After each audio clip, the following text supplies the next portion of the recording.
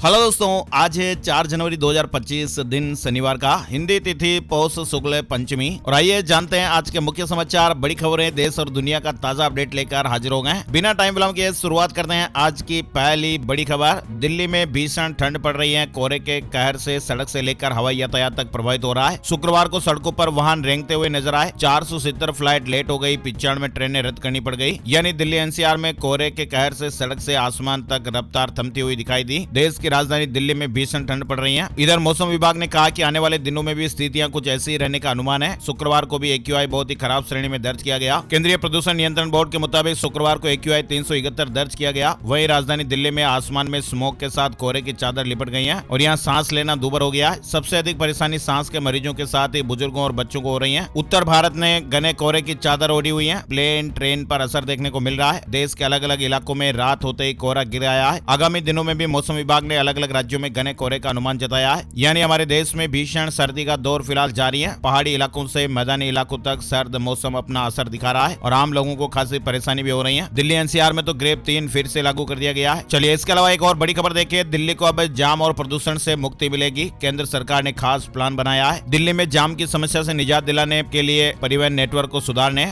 और प्रदूषण कम करने की दिशा में केंद्र सरकार ने बड़ी घोषणा की है। नितिन गडकरी ने इसके लिए 12,500 करोड़ रुपए जारी करने की घोषणा की है। वहीं आपको बताएं, प्रधानमंत्री नरेंद्र मोदी आज शनिवार को दिल्ली स्थित भारत मंडपम में ग्रामीण भारत महोत्सव 2025 का उद्घाटन करेंगे। ये महोत्सव 4 से 9 जनवरी तक चलेगा और इस अवसर पर वे सभा को संबोधित भी करेंगे। इस कार्यक्रम का उद्देश्य ग्रामीण आबादी के बीच आर्थिक स्थिरता और वित्तीय सुरक्षा को बढ़ावा देना है। साथ ही आपको बताएं, दिल्ली में आगामी विधानसभा चुनाव को देखते हुए प्रधानमंत्री नरेंद्र मोदी ने शुक्रवार से ही चुनाव प्रचार की शुरुआत कर दी है। पीएम मोदी ने अशोक विहार में जनता को संबोधित करते हुए आम आदमी पार्टी सरकार पर निशाना साधा है। मोदी ने आम आदमी पार्टी सरकार को आपदा सरकार बताया। पीएम मोदी ने कहा कि सत्ता में खुद को कट्टर बेईमान बताने वाले लोग बैठे हैं जो खुद शराब घोटाले के आरोपी हैं और ये चोरी भी करते हैं और सीना चोरी भी। दिल्ली वालों को इस आपदा सरकार को सत्ता से हटाना है। पीएम मोदी ने दिल्ली में 4,500 करोड़ रुपए की कई परियोजनाओं का इनॉग्रेशन और शिलान्यास भी किया है। साथ ही दिल्ली के अशोक विहार में बने 1675 फ्लैट का भी उद्घाटन किया गया। इधर दिल्ली के पूर्व मुख्यमंत्री अरविंद केजरीवाल ने कहा कि आपदा दिल्ली में नहीं बीजेपी में आई हुई है। भाजपा के पास न तो सीएम फेस है और नई एजेंडा। पूर्व सीएम ने कहा कि हमने दिल्ली में इतने काम किए हैं कि घंटों तक गिना सकते हैं। केजरीवाल ने यह पलटवार पीएम मोदी की रैली के 1.5 घंटे बाद किया। वहीं देखिए, सीएम आतिशी के खिलाफ कांग्रेस ने अलका लांबा को उतारा है। कालकाजी सीट से चुनाव लड़ेंगे। पार्टी की 3 लिस्ट में 48 उम्मीदवार घोषित हो गए। कांग्रेस महिला मोर्चा की राष्ट्रीय अध्यक्ष अलका लांबा दिल्ली के मुख्यमंत्री आतिशी के खिलाफ कालकाजी सीट से चुनाव लड़ेंगे। साथ ही बड़ी खबर देखिए, केंद्र सरकार की ओर से महत्वपूर्ण अपडेट आप देख पा रहे हैं। नाबालिगों का सोशल मीडिया अकाउंट पेरेंट्स की सहमति से बनेगा। Digital personal data protection act के नियमों का ड्राफ्ट तैयार हो गया है और केंद्र ने इस पर लोगों से सुझाव भी मांगे हैं। यानी अब 18 साल से कम आयु के बच्चों को सोशल मीडिया पर अकाउंट खोलने के लिए अपने पेरेंट्स की सहमति लेना जरूरी होगा। इसके लिए केंद्र सरकार ने digital personal data protection act यानी DPDP 2023 के तहत नियमों का ड्राफ्ट तैयार किया है और इस ड्राफ्ट को लोगों के लिए शुक्रवार 3 जनवरी को जारी किया गया। लोगों की आपत्तियों और सुझावों पर 18 फरवरी से विचार किया जाएगा। mygov.in सरकार की वेबसाइट है जहां जाकर इस ड्राफ्ट को लेकर आप अपनी आपत्तियां दर्ज करवा सकते हैं। चलिए आगे बढ़ते हैं। बड़ी खबर देखिए दोस्तों, चीन से बड़ी हैरान कर देने वाली, चौंका देने वाली खबर सामने आ रही है। कहा जा रहा है कि चीन में कोरोना जैसा एक नया वायरस फैला है। छोटे बच्चों पर इसका ज्यादा असर देखने को मिल रहा है और ऐसा दावा किया जा रहा है कि प्रभावित इलाकों में वहां इमरजेंसी लागू कर दी गई है। चीन में HMPV वायरस से सनसनी फैली हुई है। वहां के स्वास्थ्य मंत्रालय ने अलर्ट भी जारी किया है। साथ ही भारत के स्वास्थ्य मंत्रालय ने भी अपडेट दिया कि भारत सरकार अंतर्राष्ट्रीय एजेंसियों के संपर्क में है। भारत सरकार इस मामले पर कोताही न बरतते हुए संज्ञान लिया है और केंद्रीय स्वास्थ्य मंत्रालय भी बारीकी से इस मामले को लेकर निगरानी कर रहा है। चीन में इसका खतरा बढ़ रहा है और अस्पतालों और शमशान में भयंकर भीड़ देखने को मिल रही है। यानी कोविड महामारी के बाद अब चीन में एक और संक्रामक रोग के मामले तेजी से बढ़ रहे हैं और हालात ऐसे हैं कि हॉस्पिटलों और शमशान घाटों तक में भारी भीड़ देखी जा रही है। और इस तरह की खबरों ने कई सवाल भी खड़े कर दिए हैं कि आप पहले की तरह ही चीन से एक और महामारी दुनिया में फैलने वाली तो नहीं है। आपको मालूम ही होगा, साल 2025 को लेकर ज्योतिषी भी महामारी फैलने की भविष्यवाणियां कर रहे हैं और जब चीन से इस तरह की खबरें आ रही है तो जाहिर सी बात है चिंताएं तो बढ़ रही है ना। और बांग्लादेश के खिलाफ आंखें लाल करने का समय आ गया। तोगड़िया ने कहा, हिंदुओं की सुरक्षा के लिए कानून डंडे दोनों का सहारा लेंगे। नरेंद्र भाई अमित भाई कदम उठाएंगे। अंतर्राष्ट्रीय हिंदू परिषद के अध्यक्ष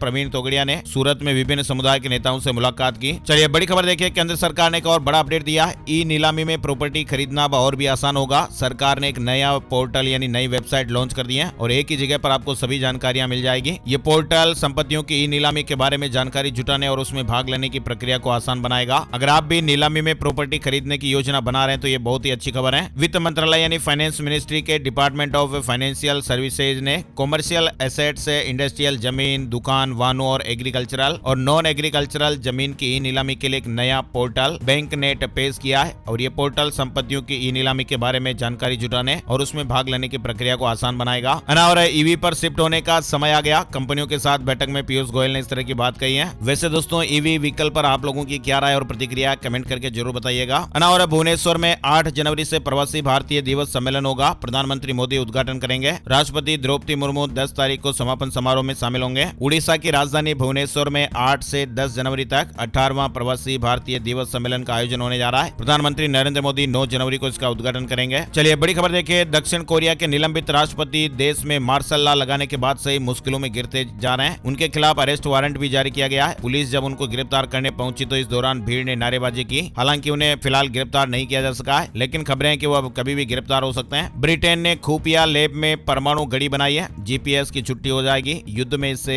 बढ़त हासिल होगी। ब्रिटेन ने एक खुफिया लैब में क्वांटम प्रौद्योगिकी का उपयोग करके एक ऐसी परमाणु घड़ी बनाई है जिससे ब्रिटेन की सैन्य और निगरानी क्षमताएं और मजबूत होगी। वहीं देखिए, दुनिया का सबसे लंबा ट्रैफिक जाम 1 या 2 दिन नहीं, पूरे 12 दिनों के लिए हजारों लोग फंसे और ये इतिहास बन गया। जाम में 1 घंटा भी फंसना हमारे लिए पहाड़ जैसा हो जाता है। नोएडा, दिल्ली या बेंगलुरु में रहने वाले लोग इस दर्द को ज्यादा समझ सकते हैं, लेकिन सोचिए कि अगर आपको 12 दिनों के लिए जाम में फंसे रहना पड़े तो फिर आप क्या करेंगे पूरे 12 दिन। दरअसल चीन की राजधानी बीजिंग में लोगों को दुनिया के सबसे लंबे ट्रैफिक जाम से गुजरना पड़ा था। ये फिलहाल अपडेट अभी का नहीं है, पुरानी बात है, लेकिन एक खबर चल रही है इसलिए आपको शेयर किया। ये मामला 14 अगस्त 2010 को शुरू हुआ था।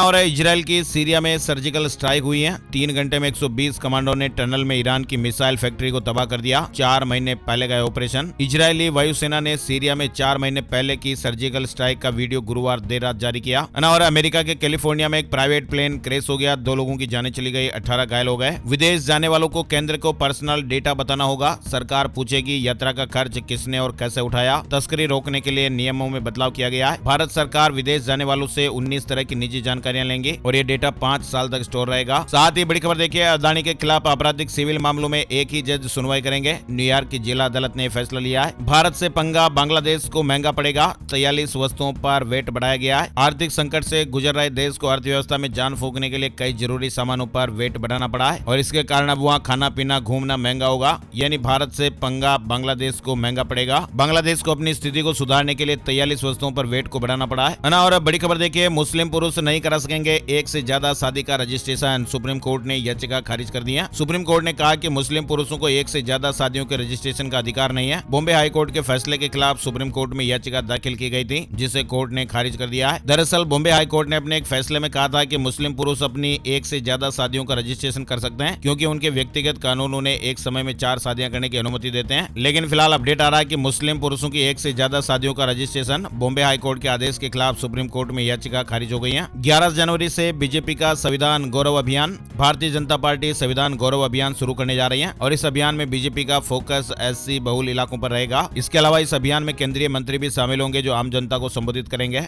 और बजट की तैयारियों में वित्त मंत्रालय जुट गया है। बैंक ऑफ अमेरिका समेत कई कंपनियों के साथ वित्त मंत्री जी की चर्चा हुई है। 3 जनवरी को हुए वित्त मंत्रालय की प्री बजट बैठक मीटिंग में वित्तीय संस्थानों और विदेशी बैंकों के साथ वित्त मंत्रालय के कई अधिकारी शामिल हुए। बड़ी खबर है, अब सेमीकंडक्टर सेक्टर में ग्लोबल लीडर बनेगा इंडिया। टाटा ग्रुप ने प्रोडक्शन शुरू कर दिया है। मेक इन इंडिया चिप को लेकर केंद्र सरकार की पहल अब धरातल पर आ चुकी है। गुजरात के बाद अब असम में भी टाटा ग्रुप ने अपने सेमीकंडक्टर प्लांट पर काम शुरू कर दिया है। साथ ही कर्मचारियों से जुड़ी एक बड़ी खबर देखिए, क्या जल्द ही लागू हो सकता है 8वां वेतन आयोग। कर्मचारियों ने पीएम मोदी से अपील की है। 8वें वेतन आयोग को लागू करने को लेकर एक नया अपडेट सामने आ रहा है। केंद्रीय कर्मचारियों के संगठन ने भी हाल ही में प्रधानमंत्री नरेंद्र मोदी से इसे लागू करने की अपील की है और अगर ये वेतन आयोग लागू होता है तो सरकारी कर्मचारियों की सैलरी यानी तनख्वाह 186% के लगभग बढ़ जाएगी। केंद्र सरकार ने 2026 में 7वां वेतन आयोग लागू किया है और ऐसी उम्मीदें जताई जा रही थी कि इस साल फरवरी महीने में सरकार केंद्रीय कर्मचारियों को तोहफा दे सकती है। लेकिन वित्त मंत्रालय की ओर से राज्यसभा में कहा गया था कि सरकार अभी इसके बारे में कोई विचार नहीं कर रही है। यानी सरकार ने कहा कि हमारी योजना फिलहाल अभी 8वां वेतन आयोग लागू करने की नहीं है। लेकिन केंद्रीय कर्मचारी कई दिनों से सरकार से 8वें वेतन आयोग को लागू करने की मांग कर रहे हैं और एक बार फिर से ऐसी खबर चर्चाओं में है। वहीं दोस्तों, पीएफ को लेकर अपडेट जारी हो चुका है। 68 लाख पेंशन धारकों के लिए गुड न्यूज आई है। देश भर में सीपीपीएस लागू हो गया है, यानी अब किसी भी बैंक से पेंशन निकाल पाएंगे। पीएफ के पेंशन धारक अब किसी भी बैंक से पेंशन निकाल सकेंगे। ईपीएफओ ने देश भर में अपनी सभी क्षेत्रीय कार्यालयों में ये सुविधा लागू करने का काम पूरा कर लिया है। चलिए बड़ी खबर देखिए, गाँव हो या शहर, देश में गरीबी घट रही है। एसबीआई की एक रिपोर्ट में ये खुलासा फंसा हुआ है। गांव और शहर दोनों इलाकों में गरीबी के आंकड़ों में गिरावट आई है। अभी हाल ही में SBI बैंक ने एक रिपोर्ट जारी की है जिसमें कहा गया कि देश में गांव और शहरों में गरीबी रेट में कमी आई है। बड़ी खबर देखिए, 14 साल का इंतजार खत्म हुआ। अब तीनों अथॉरिटी में एक ही नीति से अलॉट होंगे प्लॉट। गौतम बुद्ध नगर जिले में प्लॉट अलॉटमेंट पर यह बड़ा फैसला आया है। 14 साल के इंतजार के बाद नोएडा, ग्रेटर नोएडा और यमुना प्राधिकरण की औद्योगिक भूखंड आवंटन नीति एक ही समान होने जा रही है। यानी अब तीनों अथॉरिटी में एक ही इंडस्ट्रियल प्लॉट अलॉटमेंट की नीति होगी। गोल्ड लोन से जुड़ी एक बड़ी खबर आ रही है। बीते कुछ सालों में जरूरत के समय में गोल्ड गिरवी रखकर लोन लेने का चलन काफी तेजी से बढ़ा है। रिजर्व बैंक ऑफ इंडिया की भी हाल ही एक रिपोर्ट में बताया गया कि फाइनेंशियल ईयर 2024-25 की दूसरी तिमाही में रिकॉर्ड गोल्ड लोन लिया गया है। और इन सभी के बीच रिजर्व बैंक ऑफ इंडिया ने गोल्ड लोन में होने वाले फ्रॉड को लेकर भी चिंता जताई है। अनावरत CBI को FIR दर्ज करने के लिए राज्य की सहमति की जरूरत नहीं, सुप्रीम कोर्ट का बड़ा फैसला। सुप्रीम कोर्ट ने राज्यों में तैनात अधिकारियों के खिलाफ CBI द्वारा FIR दर्ज करने के मामले में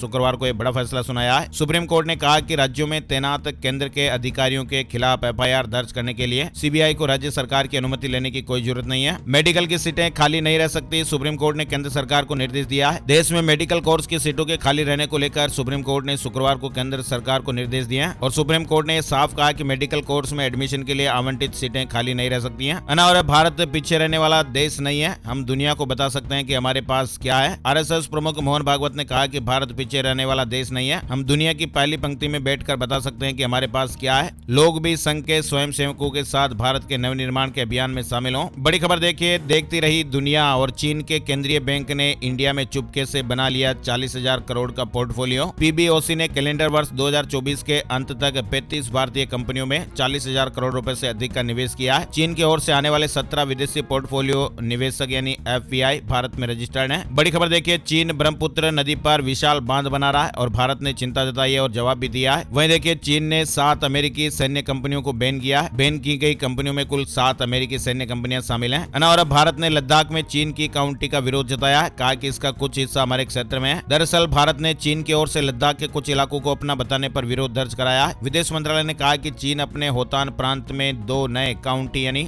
जिला बनाने की कोशिश कर रहा है और इसका कुछ हिस्सा लद्दाख में पड़ता है। बड़ी खबर देखिए, मनी लॉन्ड्रिंग और वोट जिहाद कनेक्शन मामले की छानबीन में जुटे प्रवर्तन निदेशालय यानी ED के अधिकारियों को पता चला कि 255 बैंक खातों में से कई अकाउंट्स गलत तरीके से हिंदू युवकों और युवतियों के नाम, एड्रेस और फर्जी आधार पर खोले गए थे और इनका इस्तेमाल बड़ी रकम इकट्ठा करने के लिए किया गया था। और संपत्ति का अधिकार संवैधानिक अधिकार है। मुआवजे से जुड़े मामले पर सुप्रीम कोर्ट ने टिप्पणी की है। बेंच ने कहा कि संपत्ति का अधिकार एक संवैधानिक अधिकार है। किसी व्यक्ति को कानून के अनुसार पर्याप्त मुआवजा दिए बिना उनको संपत्ति से वंचित नहीं किया जा सकता है। वहीं देखिए, रेलवे बोर्ड ने लेवल 1 पदों पर भर्ती के लिए योग्यता में छूट दी है। अब 10वीं पास भी कर सकेंगे ग्रुप D नौकरियों के लिए आवेदन। लेवल 1 नौकरी के उम्मीदवारों के लिए ITI डिप्लोमा अनिवार्य नहीं होगा। बड़ी खबर देखिए, अडानी से एग्रीमेंट नहीं करेंगे कैंसिल, CM नायडू ने बताया कि क्यों नहीं कर रहे कार्रवाई। अडानी पावर पर अमेरिका में लगे आरोपों के बाद कई तरह के सवाल खड़े हुए थे। देश भर के कई लोगों ने अडानी और उनकी कंपनियों की जांच की बात भी कही थी, तो वहीं दूसरी तरफ कार्रवाई की मांग भी की जा रही थी। लेकिन इस मामले में आंध्र प्रदेश के CM चंद्रबाबू नायडू ने अपना रुख साफ कर दिया है। उन्होंने कहा कि अमेरिका में अडानी पर लगे आरोपों पर ठोस सबूत मिल जाने के बाद ही कोई कार्रवाई की जा सकती है। साथ ही बड़ी खबर हरियाणा से आ रही है। हरियाणा में अब 2 मंजिल से अधिक वाले सभी आवासीय भवनों में स्टिल्ट पार्किंग अनिवार्य होगी। हालांकि स्वयं के उपयोग के मामले में 3 मंजिला भवन तक स्टिल्ट पार्किंग से छूट दी जाएगी। शहरों में वाहनों की पार्किंग की समस्या से निपटने के लिए नगर एवं ग्राम नियोजन विभाग ने भवन कोड 2017 में बदलाव की तैयारी की है। 4 मंजिला सभी भवनों में स्टिल्ट पार्किंग अनिवार्य रहेगी। फरवरी में नई पॉलिसी लागू होगी। और 4 जनवरी को बॉर्डर पर इकट्ठा हो डल्लेवाल की किसानों और लोगों से अपील। किसान नेता जगजीत सिंह डल्लेवाल ने 1 मिनट 10 सेकंड का एक वीडियो शेयर कर 4 जनवरी को खनौरी बॉर्डर पर लोगों से पहुंचने की अपील की है। उन्होंने कहा कि आप सबको पता है MSP की लड़ाई लड़ी जा रही है। जो देश के लोग इस MSP की लड़ाई का हिस्सा है और मजबूती से इस लड़ाई को लड़ना और जीतना चाहते हैं, वे 4 जनवरी को बॉर्डर पर पहुंचे हैं। फिलहाल डल्लेवाल ने सरकार का ऑफर ठुकरा दिया है। 39 दिन से अनशन पर है और खनौरी बॉर्डर पर महापंचायत में आज 2 लाख किसान पहुंचने का अनुमान है। शनिवार को खनौरी बॉर्डर पर महापंचायत होने जा रही है। किसान आंदोलन पर सुप्रीम कोर्ट कमेटी की मीटिंग रद्द हो गई है। SKM ने शामिल होने से इंकार किया। चलिए बड़ी खबर देखिए, हरियाणा में EDC को 20% बढ़ाने का असर। 200 गज जमीन पर घर बनाया तो 45,000 ज्यादा देने होंगे। फ्लैट और प्लॉट भी महंगे। हरियाणा में बीजेपी सरकार की हैट्रिक के बाद देश की राजधानी दिल्ली से सटे शहरों में मकान, फ्लैट और प्लॉट खरीदना महंगा हो गया है और इसकी वजह है कि प्रदेश सरकार ने 8 साल बाद मूलभूत सुविधाओं के बदले लिए जाने वाले एक्सटर्नल डेवलपमेंट चार्ज में एक साथ 20% की बढ़ोतरी की है और इसे 1 जनवरी 2025 से लागू भी कर दिया गया है। EDC वसूली के लिए पूरे हरियाणा को 6 जोन में बांटा गया है, जबकि पंचकुला में अलग से दरें निर्धारित की गई है। इतना ही नहीं, सरकार ने यह आदेश भी दिया कि ईडीसी में हर साल 10% की बढ़ोतरी होगी। वहीं हरियाणा बोर्ड एग्जाम से पहले छात्रों के लिए जरूरी खबर आई है। अस्थायी मान्यता प्राप्त स्कूल के बच्चे भी परीक्षा दे पाएंगे। हरियाणा में अस्थायी मान्यता प्राप्त स्कूलों के 20,000 बच्चे अब 10वीं और 12वीं की बोर्ड परीक्षा में शामिल हो सकेंगे। चंडीगढ़ में सहकारी आवास समितियों की एनओसी की अनिवार्यता खत्म हो गई है। 3,570 फ्री होल्ड फ्लैट शामिल है। प्रॉपर्टी ट्रांसफर करने में आसानी होगी। पंजाब में 3 दिन सरकारी बस सेवाएं ठप रह सकती हैं। पीआरटीसी पन बस कर्मचारी हड़ताल पर जा सकते हैं। चंडीगढ़ में भी प्रदर्शन होगा, ऐसे अपडेट है। सरकारी बस सेवाएं 3 दिन के लिए बाधित रह सकती हैं। 6, 7 और 8 जनवरी को पीआरटीसी और पन बस की बसें नहीं चलेगी। पीआरटीसी और पन बस कर्मचारी यूनियन ने अपनी मांगों को लेकर चंडीगढ़ में मुख्यमंत्री आवास के सामने प्रदर्शन का ऐलान किया है। वहीं अमृतसर में 14 करोड़ रुपए की हेरोइन जब्त हुई है। इंटरनेशनल गिरोह के 12 तस्कर गिरफ्तार हुए हैं। पंजाब सरकार ने लोहड़ी बम्पर की प्राइज मनी बढ़ाई है। लॉटरी में 10 करोड़ का पहला इनाम, यानी पंजाब सरकार ने लोहड़ी बम्पर लॉटरी के इनाम की राशि को बढ़ा दिया है। अब 500 रुपए की टिकट पर पहला इनाम 10 करोड़ का दिया जाएगा, जबकि दूसरा इनाम 1 करोड़ और तीसरा इनाम 50 लाख रुपए तय हुआ है। वहीं नदियों को जोड़ने के प्रोजेक्ट पर पंजाब की असहमति। स्पीकर संधवा बोले, योजना प्राकृतिक प्रणालियों में बड़ी दखलंदाजी, समीक्षा की जरूरत है। इधर लॉरेंस के जेल में इंटरव्यू मामले में डीएसपी बर्खास्त। पंजाब सरकार के गृह विभाग ने आदेश जारी कर दिए हैं। पहले से ही सस्पेंड चल रहे थे। पश्चिम बंगाल स्वास्थ्य विभाग की ओर से राज्य के मेडिकल कॉलेजों के डॉक्टरों के लिए निर्देश जारी किए गए और इस निर्देश के अनुसार सरकारी मेडिकल कॉलेज के डॉक्टरों के लिए सुबह 9 बजे से शाम 4 बजे तक अस्पताल में रहना बाध्यतामूलक कर दिया गया है। गाइडलाइंस जारी की गई है। चलिए बड़ी खबर देखिए, चौंकाने वाली है। आगरा में मिलावटी घी से हार्ट अटैक और ब्रेन स्ट्रोक के मामले बढ़े हैं। एक्सपर्ट ने बचाव के टिप्स दिए हैं। मिलावटी घी सहित खाद्य पदार्थ के सेवन से हृदय रोग, शुगर, मधुमेह के साथ ही ब्रेन स्ट्रोक का खतरा भी बढ़ रहा है। वहीं कैंसर के मरीज बढ़ने के पीछे भी एक बड़ा कारण मिलावटी और केमिकल युक्त खाद्य पदार्थों का सेवन माना जा रहा है। यानी ये खून की नलिकाओं में जम जाता है और इससे खून की नलिकाओं में ब्लॉकेज होने से हार्ट के रोग और हार्ट अटैक का खतरा बढ़ रहा है। 7 जनवरी को होंडा इलेवेट ब्लैक एडिशन लॉन्च होने वाला है। नया डिजाइन और भी कई नए फीचर्स मिलेंगे। 10 मिनट में मिलेगा एम्बुलेंस। ब्लिंकिट ने शुरू की नई सर्विस। ब्लिंकिट ने 10 मिनट में बेसिक लाइफ सपोर्ट यानी BLS वाली एम्बुलेंस सेवा की शुरुआत की है और फिलहाल इसे गुरुग्राम में उपलब्ध कराया गया है, जहां पर 5 एम्बुलेंस चल रही हैं। वहीं देखिए, मौसम विभाग यानी IMD ने महाकुंभ 2025 के लिए अपना एक वेब पेज बनाया है, जहां पर श्रद्धालुओं को मौसम की सटीक जानकारी मिलेगी। हिंदी अकादमी ने लेखकों, पत्रकारों, कवियों और हिंदी सेवियों के लिए अपने प्रतिष्ठित साहित्यिक पुरस्कारों की घोषणा की है। रिनॉल्ट कार के ग्राहकों को न्यू ईयर गिफ्ट मिला है। सभी मॉडल पर स्टैंडर्ड वारंटी बढ़ा दी गई है और ये नई वारंटी 1 जनवरी 2025 से लागू हो चुकी है। यानी अब रेनो की सभी कारों पर 3 साल या फिर 1 लाख किलोमीटर की स्टैंडर्ड वारंटी मिलेगी। वहीं देखिए, केंद्र सरकार स्वास्थ्य योजना CGHS के तहत OPD सेवाओं के लिए पात्र सभी लाभार्थियों को प्रतिबंधित दवाइयां जारी करने की प्रक्रिया के सख्त अनुपालन के आदेश जारी किए गए। ये सभी दिशा निर्देश चिकित्सा अधिकारियों को दिए गए। वहीं देखिए, साउथ सुपरस्टार अल्लू अर्जुन की फिल्म पुष्पा